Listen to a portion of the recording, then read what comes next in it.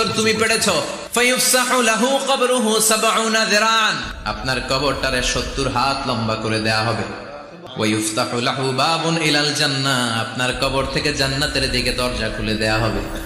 ওয়ায়ুলবাসু মিন লিবাসি আহলিল জান্নাহ, জান্নাতের 2টা রেশমি কাপড়ের পোশাক এনে আপনারে পরিয়ে দেয়া হবে। আর বলা হবে নাম কানাউমিল আরুস, ঘুমাও। তোমাকে লম্বা সময় পাড়ে দিতে হবে, ঘুমাও। কানাউমিল আরুস, যেমনি বর বাসর রাতে আরামসে ঘুম দেয়।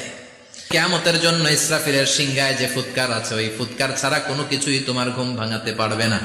আল্লাহ, আমরাও যেন 4টা প্রশ্নের উত্তর দিয়ে লম্বা একটা ঘুম দিতে পারি, পড়ে না আমিন।